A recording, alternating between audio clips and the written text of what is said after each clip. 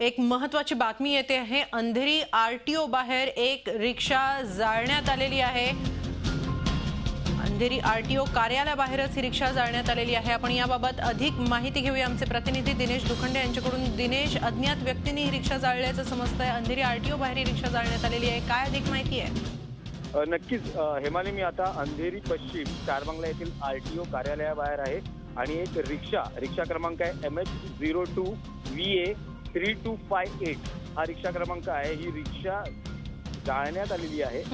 घटनास्थळी अग्निशमन दलाचे अधिकारी आणि मुंबई पोलीस पोहोचलेले आहेत आणि एकूणच आता या प्रकरणाचा तपास सुरू झालेला आहे। ही जाळण्याची घटना आहे, त्याची अधिकृतपणे कोणी जबाबदारी घेतलेली नाहीये, पण आपण सर्व जाणतोच की काल वर्धापन दिनाच्या सोहळ्यात मनसे अध्यक्ष राज ठाकरे यांनी या रिक्षा परवान्यांविरोधात आंदोलनाची घोषणा केली होती। नव्या परवान्यांचे नव्या रिक्षा जाळून टाका असे आदेश त्यांनी कार्यकर्त्यांना दिले होते। परप्रांतीयांना या रिक्षा परवान्यांमध्ये बढती दिली जाते किंवा एकूणच कसं कारस्थान रचलं जाते असा थेट आरोप राज ठाकरे यांच्याकडून करण्यात आला होता।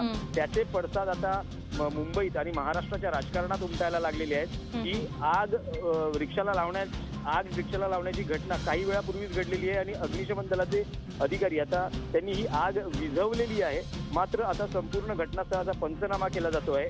आज सायंकाळी आणखी एक घटना घडली होती। भाजपचे आमदार योगेश सागर यांच्या कार्यालयावरही दगड भिरकावण्यात आले होते, पोस्टर्स फाडण्यात आले होते, त्यांनी राज ठाकरेंवर टीका केली होती, त्याचे पडसाद उमटले होते। एकूणच आता हे आंदोलन हिंसक पद्धतीने पुढे जाताना दिसत आहे। राज ठाकरे यांनी जे भाषण केलं आहे नक्की दरम्यान अंधेरी आरटीओ बाहेर ही रिक्षा जाळण्यात आलेली आहे, याची जबाबदारी अद्याप जरी कोणी घेतलेली नसली तरी सुद्धा संशय मात्र निर्माण झालेला आहे, संभ्रम निर्माण झाला आहे। धन्यवाद दिनेश, आपण दिलेल्या सविस्तर माहितीबद्दल। झी 24 तास रहा एक पाऊल पुढे।